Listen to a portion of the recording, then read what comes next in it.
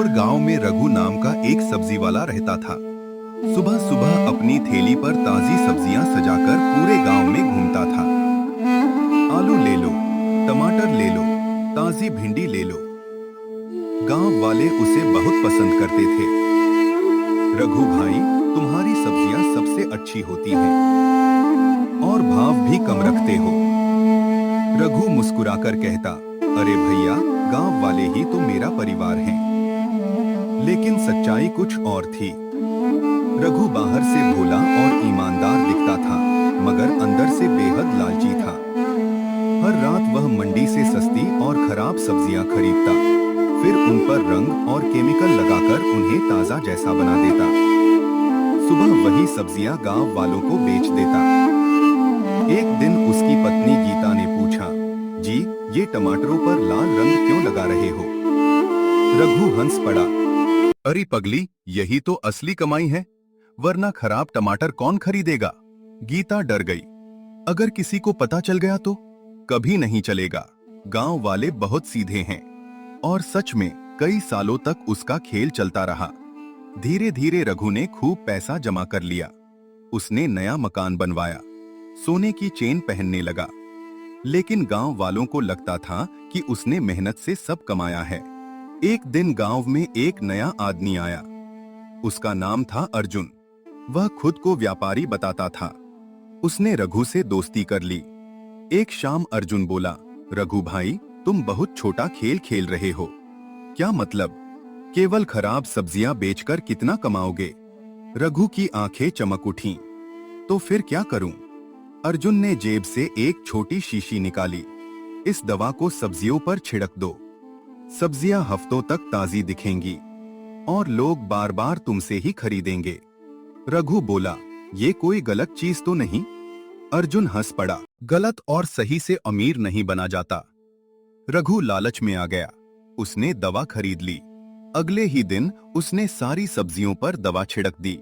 कुछ ही दिनों में उसकी बिक्री दोगुनी हो गई। लोग कहते, वाह, रघु की सब्जियां तो कई दिनों तक खराब ही नहीं होती। रघु मन ही मन खुश होता, अब तो मैं बहुत जल्दी अमीर बन जाऊंगा। लेकिन उसे नहीं पता था कि मुसीबत उसके दरवाजे तक पहुंच चुकी है। गांव में रहने वाले स्कूल मास्टर विनोद जी को कुछ अजीब लगा। उन्होंने देखा कि रघु की सब्जियां असामान्य रूप से चमकदार रहती थीं। एक दिन उन्होंने कुछ टमाटर खरीदकर शहर की प्रयोगशाला में जांच के लिए भेज दिए। रिपोर्ट देखकर उनके होश उड़ गए। सब्जियों में खतरनाक केमिकल मिला हुआ था। विनोद जी तुरंत पंचायत के पास पहुंचे, लेकिन बिना सबूत के कोई उनकी बात मानने को तैयार नहीं था। उधर रघु का लालच बढ़ता जा रहा था। अब वह दवा की मात्रा पहले से ज्यादा डालने लगा। एक दिन उसकी पत्नी बोली, इतनी दवा मत डालो, कहीं नुकसान हो गया तो? रघु गुस्से में बोला, तुम्हें कुछ नहीं पता। जितनी ज्यादा दवा उतना ज्यादा फायदा। कुछ दिनों बाद गांव में कई लोग बीमार पड़ने लगे।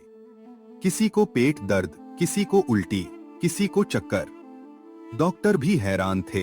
तभी विनोद जी ने सभी को लैब रिपोर्ट दिखाई। पूरा गांव दंग रह गया। क्या? रघु हमें जहरीली सब्जियां बेच रहा था। लोगों को विश्वास ही नहीं हुआ। तय हुआ कि अगले दिन रघु को रंगे हाथों पकड़ा जाएगा। सुबह रघु हमेशा की तरह गोदाम में सब्जियों पर दवा छिड़क रहा था। उसे पता नहीं था कि बाहर पंचायत, पुलिस और गांव वाले खड़े हैं। अचानक दरवाजा खुला। रघु घबरा गया। उसके हाथ से दवा की बोतल गिर गई। सरपंच गरजे, तो यही है तुम्हारी ईमानदारी? पुलिस अधिकारी ने बोतल उठाई। यही वो केमिकल है जिससे लोग बीमार हो रहे हैं। रघु के पैरों तले जमीन खिसक गई। नहीं, नहीं, मैं तो बस थोड़ा ज्यादा कमाना चाहता था। सरपंच बोले, कमाई और धोखेबाजी में फर्क होता है। तुमने पूरे गांव की सेहत से खिलवाड़ किया है। रघु रोने लगा। लेकिन अब बहुत देर हो चुकी थी। पुलिस उसे गिरफ्तार करके ले गई। अर्जुन भी पकड़ा गया, क्योंकि वह नकली केमिकल बेचने वाला गिरोह चला रहा था। कुछ महीनों बाद रघु जेल से बाहर आया। उसके पास न पैसा बचा था, न इज्जत। उसने गांव वालों से माफी मांगी। कई लोगों ने उसे माफ कर दिया, लेकिन उसका खोया हुआ विश्वास कभी वापस नहीं आया। कहानी की सीख। लालच इंसान को कुछ समय के लिए फायदा दे सकता है, लेकिन अंत में उसका नुकसान ही करता है। ईमानदारी से कमाया गया छोटा धन भी धोखे से कमाए गए बड़े धन से कहीं बेहतर होता है।